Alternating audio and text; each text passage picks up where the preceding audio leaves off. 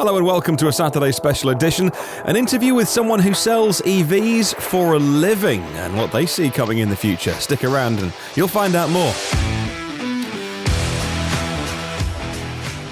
Well, today's show features Trey Woeste, who is the VP of Beechmont Auto Group, and he leads a large team of people driving what is at the moment a traditional dealer model to an electric future. Well, this podcast actually began life as a Zoom call. It was organised by the City of Cincinnati and actually organised by Carla Walker. She's from EV Cincy, an advocate group put together by the city to raise awareness of EVs and the infrastructure around them, etc.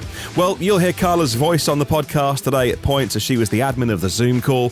Today, I asked Trey all about the cars the dealers are selling right now, how his particular business, his dealer group, is getting match ready for selling only EVs at some point in the future, and his perspective on the wider industry.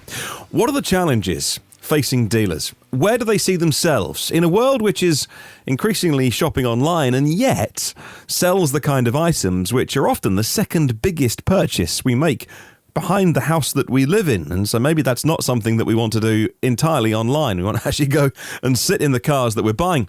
Well, I started out by asking Trey for a background on his business, how they got into EVs, and then how the EVs that they sell are going with the public. Of course, they're in Cincinnati, so it's very specific to the US and maybe even certain market-specific examples as well. Before we take questions from the viewers who joined us for the live call. We've been in business over 40 years. My dad started it when he was 20 years old. It's an amazing company to work for. We employ about 370 people, and it's amazing to see everybody come in every day doing theoretically the same job, but having multiple different interactions with the same or different people every day.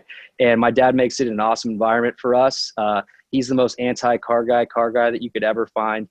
While he loves it, he is not, let's make this deal, let's do this. He's very laid back, and it's a really enjoyable place for everyone to work. Last year, we retailed about 6,300 cars. We have 8 total dealerships and 16 ancillary businesses total around. We've got kind of run the gamut. We've got Toyota and Honda are our volume stores, Volvo, Audi, Alfa Romeo kind of in between, and Maserati and Porsche on the high end that really make for an awesome portfolio for us. We also have a traditional body shop. We do some automotive storage, and we also have a Porsche restoration shop that's been a pretty cool addition over the last couple of years. The car washes also add for a really nice compliment for our customers. A lot of our stores, if you purchase a vehicle, you get free car washes either for a year or for as long as you own your car, depending on the brand. So been an awesome thing for us to have. Some myths I think we'd like to dispel. Martyn on his show has talked a couple times about the Sierra Club and that dealers don't want to sell electric cars. Total lie. We will sell you whatever. It doesn't matter if it's powered by gas, diesel, rocket fuel, electricity. It doesn't matter to us. We just want to sell what the customers want.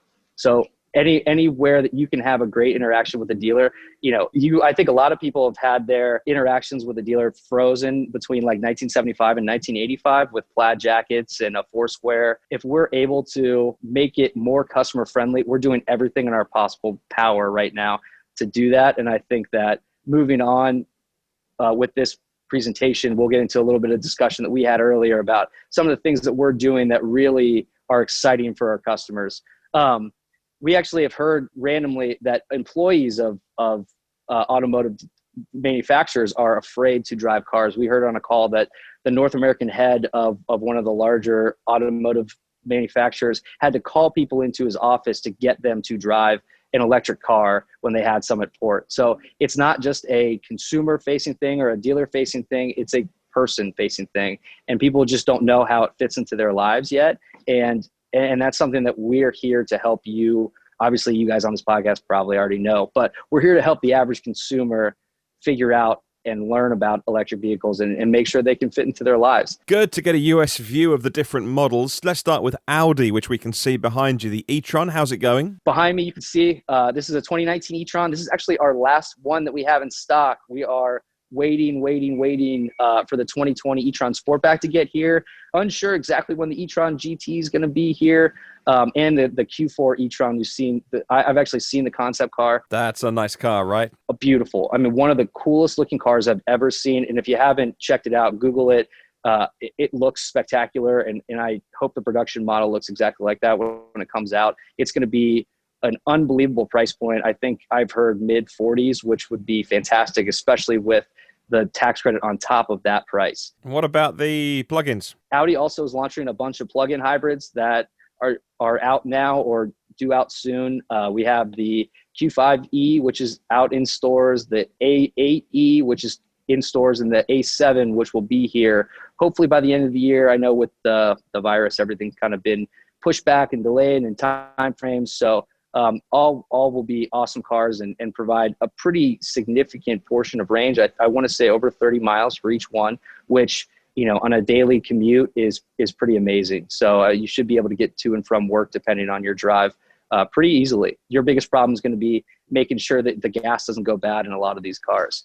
Well, the Norwegian YouTuber Bjorn Nieland just this weekend did a Porsche Taycan range test, drove the 4S with the big battery at a constant 90 kilometers an hour and got 580 kilometers out of it. That's 360 miles, which is just not even in the same ballpark as the EPA range. Now, that EPA number, which was really on the low side, I think took some of the headlines and I reckon took some of the shine off the Taycan, which is, for so many people, like the best EV on the market right now in terms of the most desirable, if you like, if money were no object. So it's the real top end of the EV market, but the Taycan, I hope you sell lots of them, but how do you feel about that? A personal favorite right now, I drove a Taycan the other day.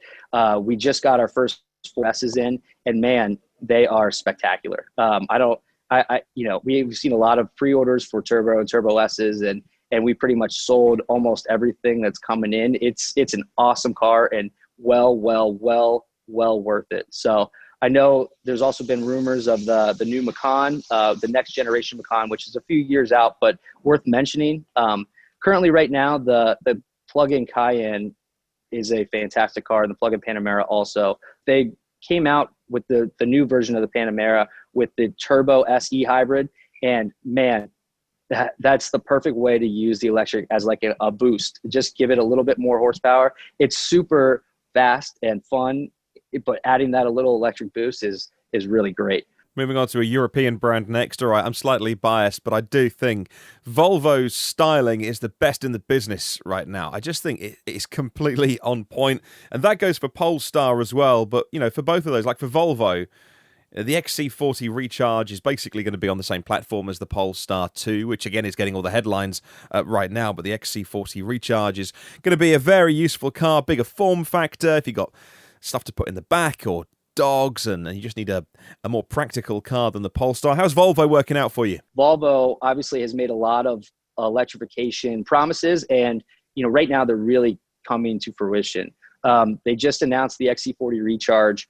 We're really excited about this car. The XC40 was a great seller for us when it first came out and still is. And I think the size and the shape is just perfect. They also have T8 all-wheel drive versions of a number of their vehicles. Just recently, in the 2021 model year, they announced that all of the difference from MSRP of each brand will be less if you go up to a plug-in hybrid when you factor in the tax credit. So you're essentially getting the same car for a little bit less when you factor in the tax credit, which is a great thing. All right, next, let's talk Toyota. Long-term listeners will raise a smile because they know I've for a long time had a bit of an issue with their UK marketing phrase, which is we choose not to plug in, and more recently, why stop? Why stop to put petrol in your cars? But actually, when they are ready to make full EVs and better plugins as well, they've got the scale, the people, the tech, the talent. If they want to do it, they can. They just need to turn the taps on and make the cars in bigger numbers as well, because it's kind of drip into the market right now. But where are you with Toyota, and what are the customers looking to buy? Things like the RAV4 Prime, very impressive car, four-wheel drive. What do your customers say about that? Right now, mainly plug-in hybrid. We have the Prius Prime, and the Prius family has been just fantastic. One of the first people in. We love Toyota here, and we think everything that they're doing is great for us. The RAV4 Prime, we've seen unprecedented demand for a new Toyota like this. I mean, it's really spectacular. And the Mirai, which my dad and I were lucky enough to see at the dealer meeting last year, it's not really sold in our market yet, just based on hydrogen infrastructure. But man, this new model looks fantastic. If they ever bring it here, I do think it'll be a great seller with the plug-in hybrid there. It's pretty awesome. All right, next, a couple of brands I don't really talk about enough on the podcast, really, but you sell them, Maseratis and Alfa Romeos. Maserati and Alfa Romeo both are making everything basically electrified in some capacity. So it's kind of exciting to see. There's been some of all the next generation stuff is coming out. Plus they'll offer the same model in electric, plug-in hybrid, and regular gasoline engine at the same time, which that's going to be a really cool thing to test and see what people go for, and how much that power of the electric versus the regular gasoline engine, what consumers think and what they really want. So Maserati and Alfa Romeo, in the next couple of years, you'll see a lot of hybrid and electrified cars coming through, which will be great for the brand, and hopefully bring a few new buyers to these awesome storied Italian lines. Well, Honda have made headlines with the Honda Re, but not coming to the US. So where are they with you? So Honda, the Clarity is really the family now that they have their plugins. They have a CR-V hybrid, which is not yet a plug-in, but we're hoping that they'll come back out with it. The Clarities have been great. There is some availability. They've been obviously mainly focused on the West Coast, especially with the hydrogen fuel cell again. But we've sold several of them to a lot of customers in town that are pretty, interested and excited about them. And finally, this is my little hidden Easter egg here. We have 2 sets of electric mowers through our Honda store. The one on the left, more traditional mower, Ego, a new brand. You won't find it on our website. It's not necessarily Honda compliant. It's a new brand we picked up, just kind of works with our portfolio.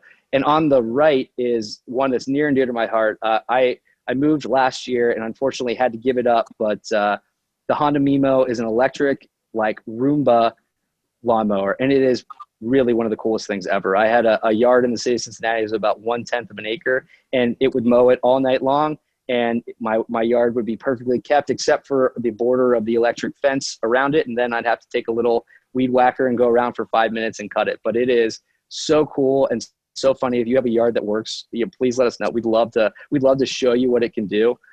If you drive up and down Beechmont Avenue by our Honda store, you will see one every now and then just driving around on the little grass strip in front of the dealership. How did you guys get interested in EVs to begin with? My experience was one of owning a Volkswagen, my second Golf that I was owning at the time when Dieselgate happened. Now, different laws in different countries meant that actually we didn't have the laws, whereas for our US viewers and listeners, VW had to pay a big price. And, out the back of that, if we're looking for silver linings, we have things like Electrify America, and it really sped up their focus on EVs. So we try and find the positives in that. But clearly, they broke some rules in the US. Over here, we didn't really write the rules for them to break. So rather than, and it's in the courts right now, so I'll be careful what I say because there's some other things happening. But when that happened, all they had to do was make it right. So I got the call from my VW dealer to say, your car's got to come back, and explain why. And it's because they had some software, because they'd been doing some things with the emissions. And that's what, ironically, made me think, what do you mean something wrong? I just thought I was driving this very clean diesel car. It's clean diesel, right? That's a thing. And then I just got interested, and I realized that actually, no, if we're burning anything, it's not great. Now, no one's going to click their fingers, and we're not going to go zero emissions overnight. Not going to happen. And I think there's a great future for combustion, whether it's in racing, or we have weekend cars, or we keep classic cars on the road, or we convert some classic cars and we keep others running on fossil fuels. And I'm not advocating that all of a sudden we've got to go around hugging trees, but that's what got me interested. And I started finding kind of YouTube channels and trying to learn more, but there really wasn't a lot out there at the time. We're going back many years now. So that was the start of my journey, and ended up starting a Twitter account and tweeting about the cool things that I found about EVs. And then thinking, well, I'm boring my wife talking about this all the time. And she was delighted when I said, I'm going to go to the bottom of the garden to the shed where I am. It's a fancy shed. And I'm going to make a podcast about EVs. Nobody will listen, but at least I'll talk about EVs, and I'll give her 5 minutes piece.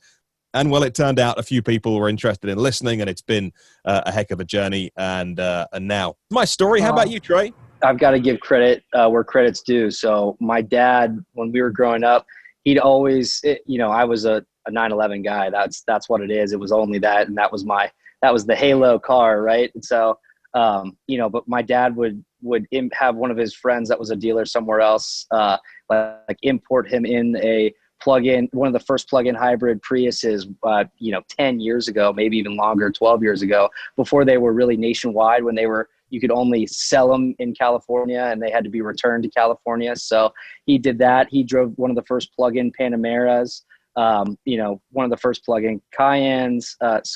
Really it was always around me, and really it was the 918 that got me first interested. The first time I ever was in love with a plug-in hybrid car. So it started there. I dipped my toe in it, and driving the Taycan now and my dad's e-tron, it's a different world. I mean, there's nothing, you can't argue with the power and instant delivery. Now, I just do miss the stick shift. I'm a stick shift guy. So I've seen some of the resto mods that have a couple gears and hopefully a clutch that you can put an electric engine in.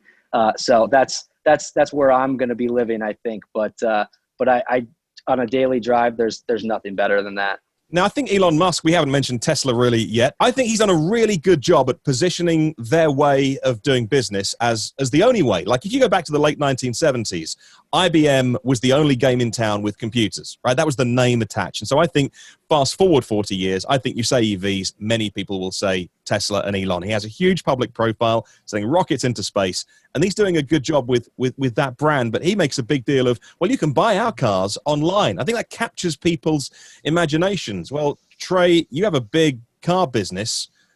Do you sell cars online? Right now, you can do everything with one of our dealership websites that you can do with Tesla. We have the ability now for you to go on there, select something from our inventory, and buy that car. And you can pre-apply for credit. You can get all your documents that are needed and send them to us all online. And we can print the paperwork, and we can be ready for a 15-minute signing delivery when you come in. And if you don't even want to come in, we can FedEx that paperwork to your home and have you complete the transaction totally 100% remotely. We could deliver that car to your door. We could have someone call you over Zoom and go through the features, set up the car. So I do think that there's a loose term of buying, because there is a lot of federal regulated paperwork that even Tesla buyers have to fill out that still requires some sort of time and process. But yes, you are able to, at 2 a.m, sit on the couch in your underwear, buy one of our cars, and we'll get it set up for you. I love that. But as a counterpoint, I knew even before I drove one that I wanted to buy an EV. But my wife, who has a different relationship with cars, for her, they're very utilitarian. So the car does a job for her, and she didn't really mind if it was petrol, diesel, electric, whatever. It was a means to an end for her. I enjoy driving, and she doesn't. So when I was talking about buying an electric car, she couldn't quite understand why we needed to do that, and she humored me for a while, but she wasn't really on board until I persuaded her to our local dealership, and she drove one. Now, again, because she doesn't get any enjoyment out of clutch bite points and things like that, so that she was frustrated with cars. They were too complicated for her, and all of a sudden, okay, forwards, backwards, it's quiet. And every morning I get in and it's going to be full. I never have to go to the petrol station again. Sign me up, she said. So whilst it's nice that we can do everything online, and I probably would, but how typical would something like my wife's experience be, where she wanted to go to a dealership and she wanted to have that more visceral, physical experience? Trey, how do you balance those things out? There's a lot of splash and rush to the online sales and having all these things physically present on the website for you to go through and purchase. But, even now, the vast majority of our customers choose to come in. It is the second biggest purchase that most people make, whether or not you purchase it with cash or finance or lease it. It's a very scary number that you see on the paper, no matter what you're buying in most cases. So being able to feel 100% totally comfortable with it and drive it for an extended period of time, and drive it multiple times if need be, and physically touch, feel, sit, because sometimes if you're tall or short, you may not have the right thing. The seats are different. I mean, there's a number of things that we still find our people coming and doing. And the model of buying a car, at online without even talking to a dealer, I mean, you may not know some of the options. what do you do with your car? I think a lot of other places tell you to just sell it at CarMax or whatnot, but that's something that we really like to purchase from you, and we buy all sorts of cars, whether they're electric, gasoline, towed in on a tow truck, we'll buy it. So it's one of those things that our customers still overwhelmingly choose to come in, but it's one of the other things that we've been able to do for a number of years, even without the fancy technology on our website. But we just got to get that message out to our customers. I think that there probably is a lot of people, and I'd be interested, Trey, on your take on this. From a lot of people, there's a generational thing. So some of our viewers and listeners right now who can remember the days of, going to buy a car and it was a slimy, greasy salesman, and you had to take a friend or a trusted buddy who was maybe even a mechanic that would get underneath the car and check there was no oil leaks, and if they put some sawdust in the gearbox just to get it out of the garage. Well, EVs now you can't really service them at home. You definitely can't service them at home. And also, they're a different kind of technology. They're more akin to a mobile phone. So very few moving parts. And you don't need to ask that question of how does it run? Because if it's running, it's probably running perfectly. And if it's not, it's a major issue. And it's not the work of a moment. If the battery's failed, you can't just pop a new one in. So that's got to go back to the dealer to be sorted out. So, there's a younger audience as well. I would say people in the kind of 20s, maybe the Uber generation who are, they subscribe to Netflix and Spotify. They don't own cars. They get Ubers everywhere and stuff. And they've never lived through that time of car dealerships. So they know something, a whole different world. The first and foremost, the slimy where you don't really know what's going on. I mean, we price all of our new and used cars to market, and we look at it on a daily basis. I mean, it's amazing how much information the average consumer has, let alone, what we see as what another car sold at. Hey, we don't want these cars. We want to sell them. So we're not looking to hold on to them. We own them all. So it's not like Audi came and dumped them on our lot and said, okay, hey, sell this for us. We own them. So we want to sell them as quickly as we possibly can and get some more in. So just in that regard, I mean, there are obviously incentives that some people qualify for and some don't. So it does seem confusing. I mean, I think even similar to Tesla changing prices, on a weekly basis, sometimes it all happens, and it happens for a variety of reasons. So just know to do your research ahead of time. And if you know a similar transaction price, I mean, we're going to get you as close to that transaction price as we possibly can. We want to make sure that our customers are happy so that they do keep coming back. For the second part of your question, we want you in our ecosystem. We want to give you car washes. We want you to buy ice cream at our car wash where we have an ice cream store. We want you to keep coming back to us when you need a new vehicle. Your electric car will run for a long time, and your battery will last for a long time. But as you said, things happen, things fail. People just want new things. Technology changes so quickly today that people are coming back to market quicker. And we want to be here, and we want to be the first place that you think about. So anything that we can do, we'll give you a full multi-point inspection free of charge every time anyone comes in. So, I mean, obviously it's a different multi-point inspection on an electric vehicle than it is on a gasoline ICE car, but we're going to make it as friendly and easy and transparent of a process as possible. So cool. Great that you guys are answering these questions, because there's a couple of questions that have come in through the chat and one or two that came in prior to the start of the event about the transition of the business model for dealerships kind of working now in this EV space.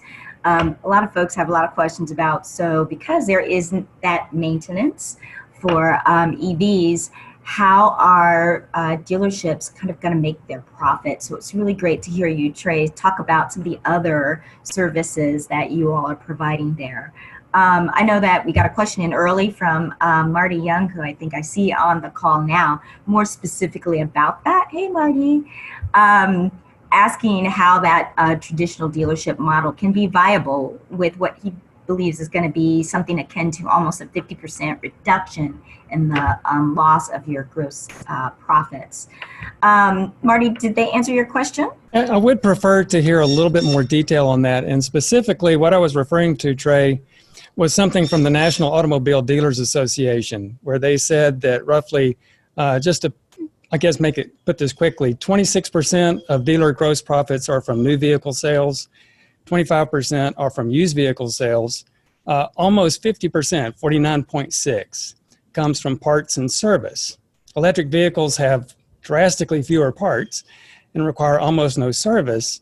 So how will that traditional dealership model survive this transition to EVs? We're definitely obviously thinking about the future, and we've been trying really hard to integrate ourselves with local partners like electricians that we trust, that we can send to your house to help you install chargers and whatnot, and look at some of the ancillary businesses around it. But I mean, while your car can update itself over the Wi-Fi, you still would like to have someone get in there to make sure before, like Martyn said, something catastrophic happens, because it's a lot harder to move or go anywhere when your car just completely dies. So I do think that there will be some sort of mainstream dealer maintenance interval, but it's definitely something that we look at and are concerned of. I mean, I think make sure that the experience with the customer is still a good one. I would add to that it's actually a really important part of the buying decision in places outside of California, say, or outside of where there are Tesla service centers close by. You know, both of mine, where I am on the south coast of the UK,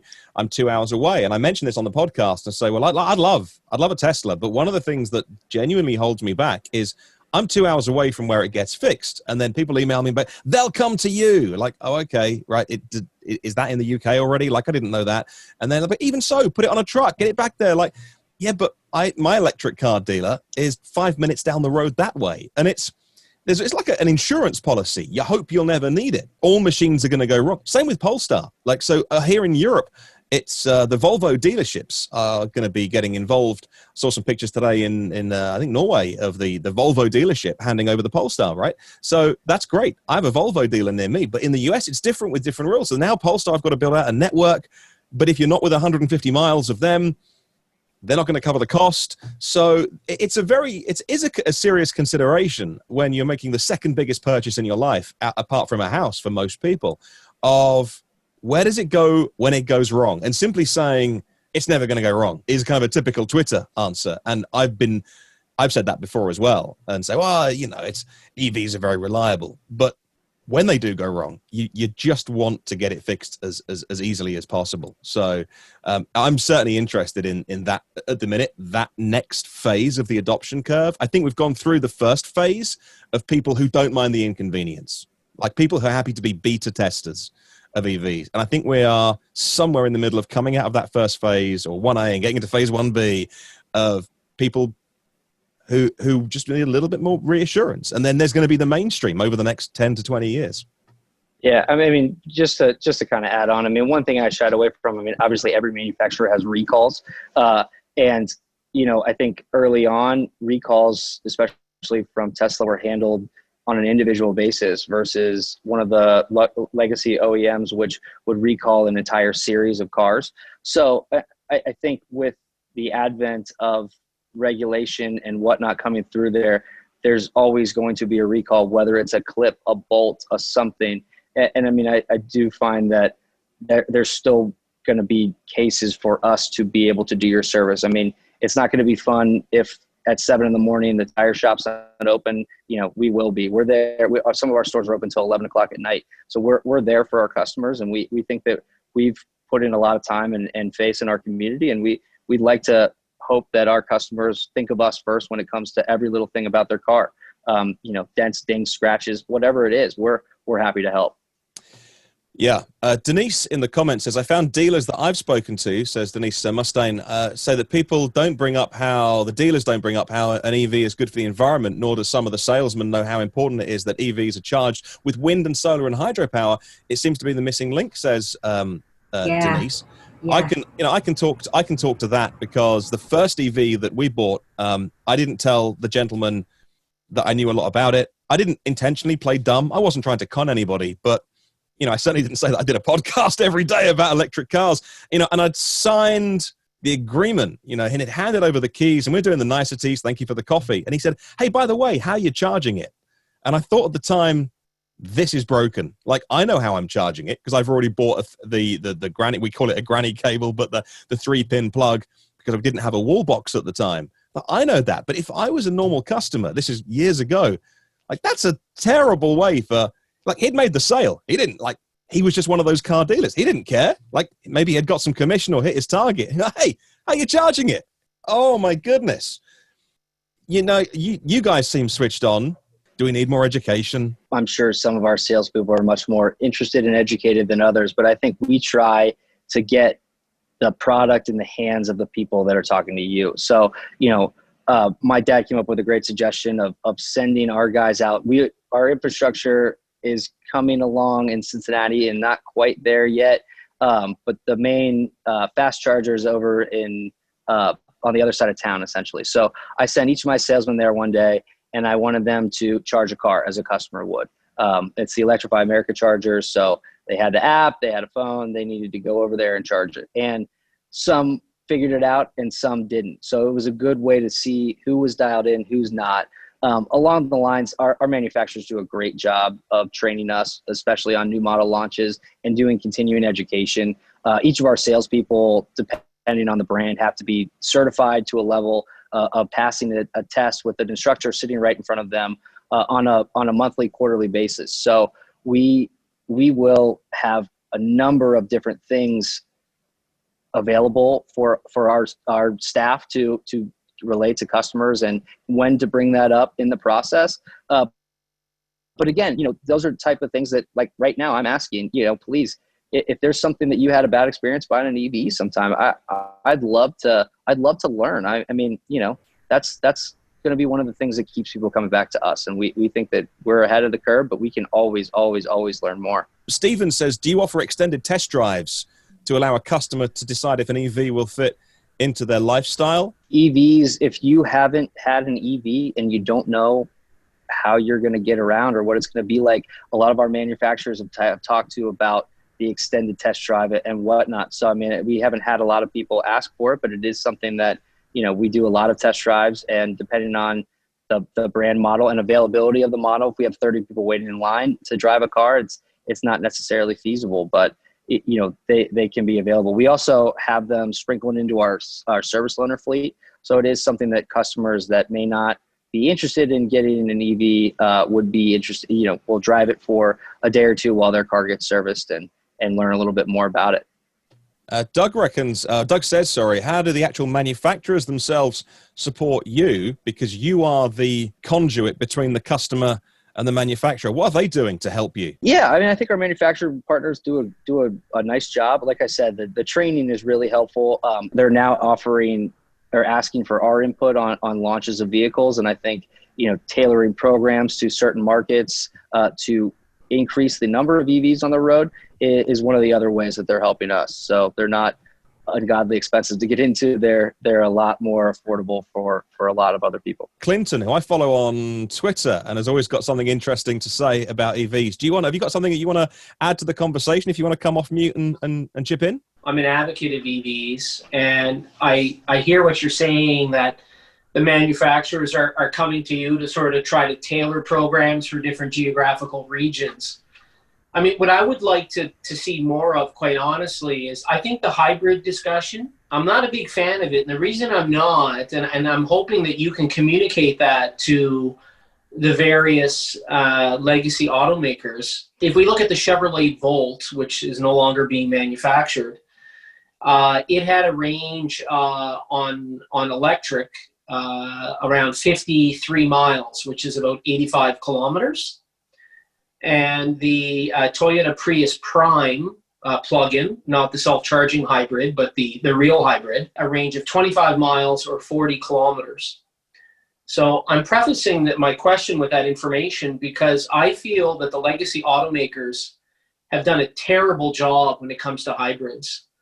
I feel that with the exception of Toyota, specifically the Prius Prime and the Chevrolet Volt, there's not much in the way of range with many hybrids. Like, I consider, for me personally, when someone talks about 15 or 20 miles, for most people who live in Canada, who travel, let's say 20 to 25 kilometers one way to get to work and 25 kilometers to return home, assuming they don't stop at the grocery store, it's really not adequate. So I'm just curious what your thoughts are on my perceptions of hybrids. It's been a benefit to buying a gas-powered vehicle for a number of years. But I do think that's the idea, is the first initial dipping of the toe, if you will. I mean, there are a number of years that people were still driving horses on the roads when the first cars were going around. I mean, it's going to take time.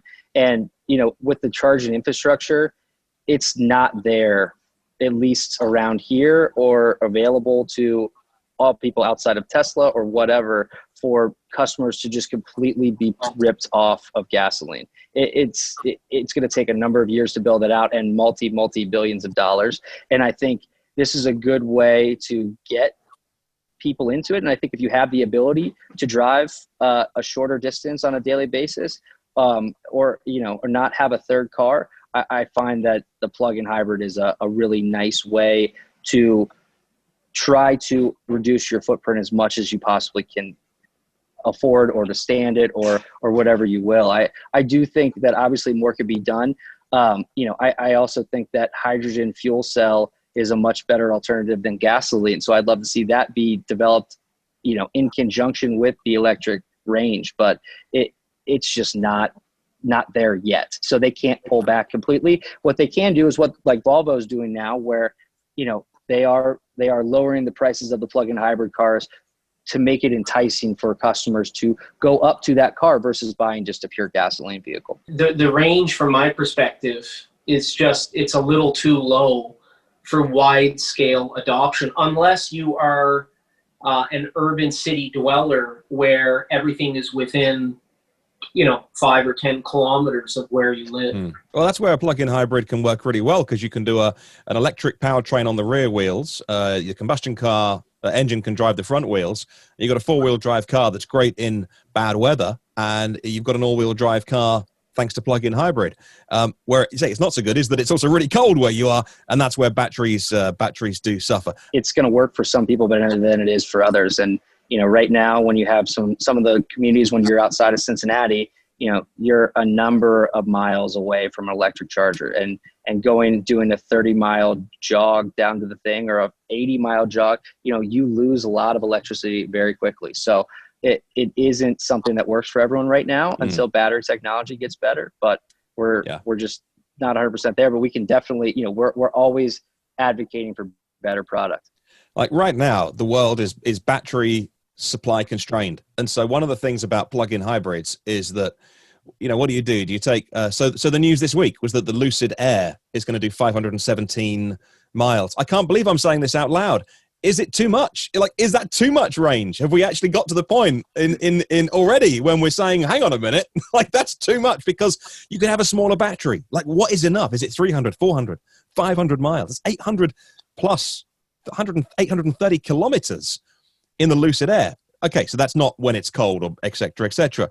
But in terms of being battery constrained as a planet, what do? Do you make one car with a 100 kilowatt hour battery, or 5 plug-in hybrids with a 20 kilowatt hour battery, and then you've got 5 people driving on electric pretty much 5 days a week if they're doing a commute, and maybe one long journey at the weekend? That would be Toyota's argument, is actually, look, it's better for everyone if we just make more hybrids. And so, I've called that a cop-out argument in the past, but that's just because I can say that from the safety of my bubble. But if I'm, being serious on this call, it is a valid argument. Now, okay, they might just be saying that as a business because they haven't got access to enough batteries yet. And when they do, maybe they'll sing the praises of full battery electric vehicles. It is a nuanced argument.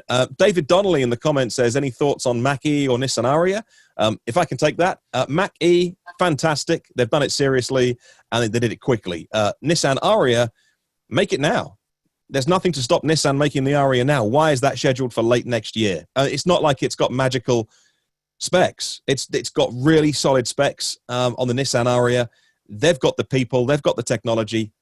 That car should be. They should have done a. I like Apple keynotes where they go, here's our brand new shiny thing, and you can buy it now. And you go to the Apple store and the webpage is updated. That's what Nissan should have done, to say, here's our car.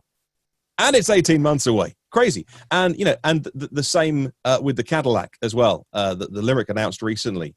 They announced a really solid 2020 EV there. And it's 18 months away. I think that's crazy. They're just missing an opportunity. They're missing sales, and they're playing catch up super, super quickly. There's also a question in there from Gary Heaton about the Toyota RAV4 Prime, when that will be available here locally. I don't know if you guys have some perspective on that.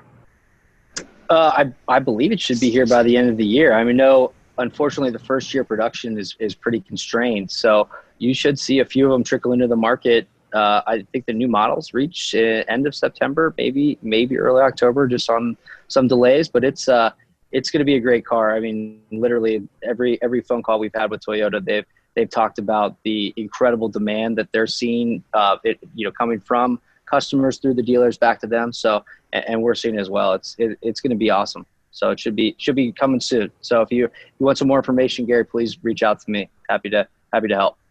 In the comments, can we ask Shirley's comment? Because I feel like we're beating up on Trey today.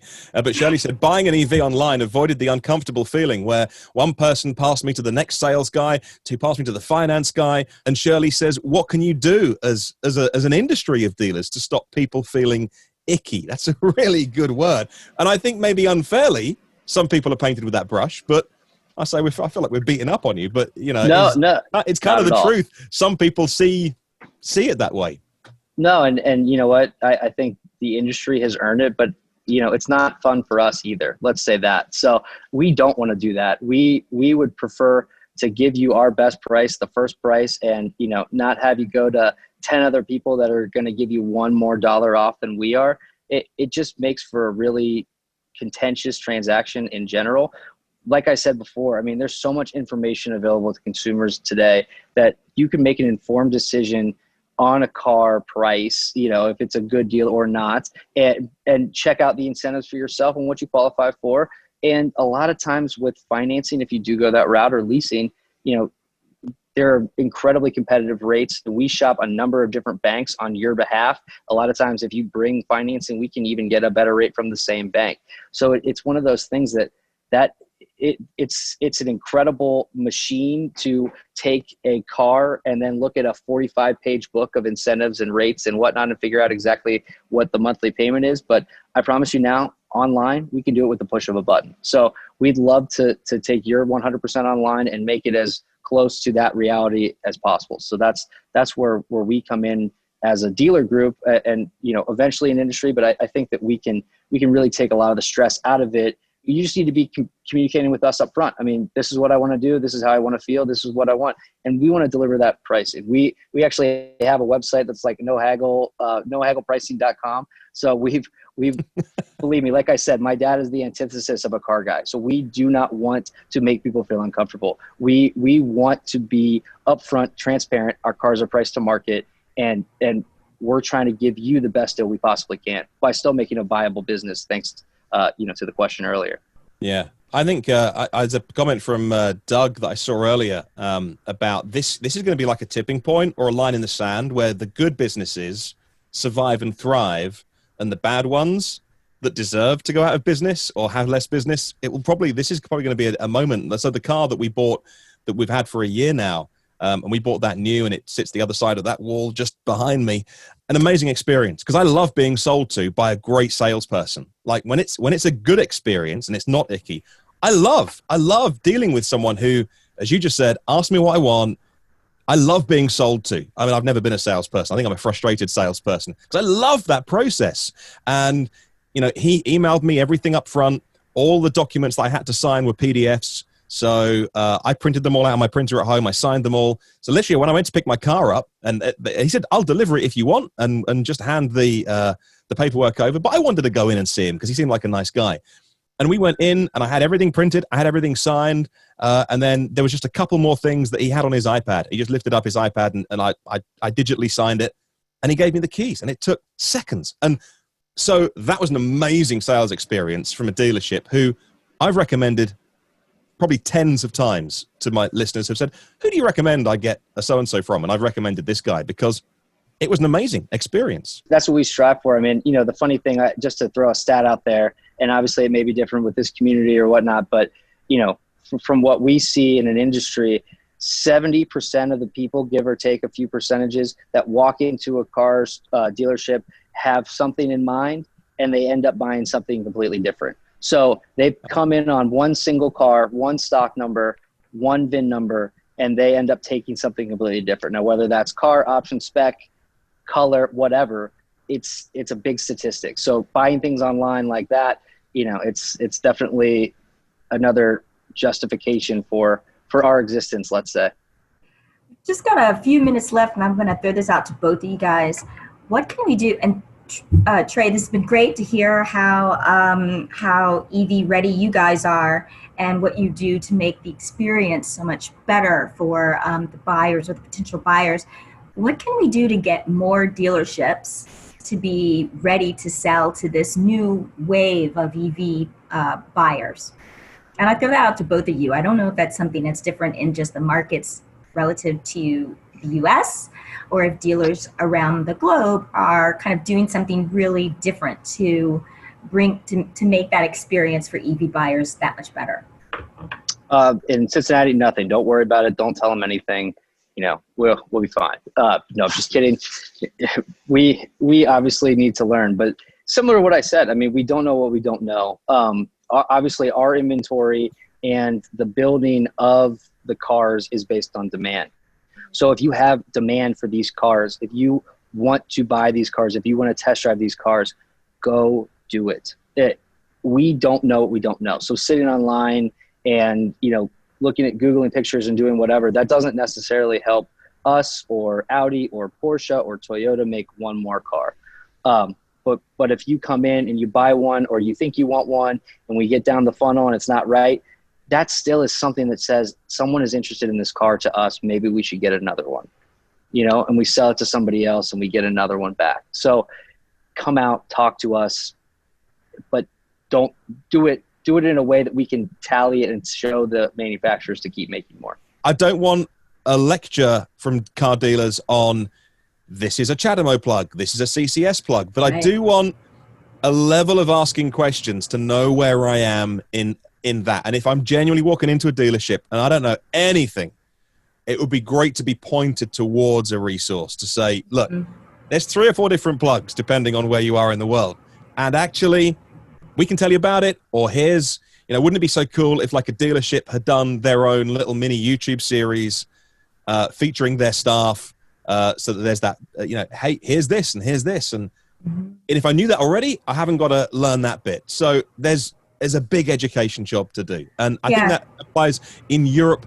I'll stop talking. I want to be respectful of your time for everyone watching, but as much as here as anywhere in the world. Very, very true. And I also think that there's an education job on both ends, right? There's not only the dealership, but I think we need to do an awful lot in terms of educating the public. I think this is why this is so important, these kinds of activities and events, and why, a little plug for EV Cincy, why it's really important for, I think, for local governments to really educate their residents and the public on some things like this. Well, thank you very much for listening to our Saturday special today. Really interesting insight into the industry, and actually how a key part of the auto industry in terms of the dealers are moving themselves into an online world. Not all of them, I must admit. It's hard to talk about both specific examples with Trey and also have him on as a bit of a proxy for the entire industry, which of course he's not. He is in the car industry, but he can only really speak for himself and his business. But I thought he did a pretty good job of balancing those two things. But I'd love to hear your feedback on the show today.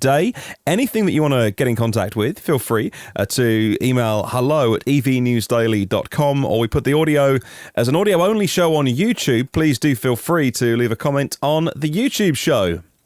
Well, thank you very much to all of our premium partners on Patreon. You've heard me say their names before, and I finally persuaded them on the podcast today. Yes, that is the gang who do support us from those particular dealerships. That's Porsche of the Village in Cincinnati, Audi of Cincinnati East, and Volvo Cars of Cincinnati East. Also Phil Roberts of Electric Future, Brad Crosby, Avid Technology, NationalCarCharging.com, and also AlohaCharge.com, and Derek Riley from the EV Review Ireland YouTube channel. The latest one I've seen from Derek was his Nissan Leaf, the big battery, 62 kilowatt hour battery Nissan Leaf review. Go check it out. Hello to our partners, David and Lisa Allen. Good to have you as a supporter. OEM Audio of New Zealand and evpower.co.nz. Hello to Gareth Hamer Hello to eMobility Norway, that's emobilitynorway.com, and Bob Boothby from the Millbrook Cottages and Elopement Wedding Venue, and also Darren McCleskey as well.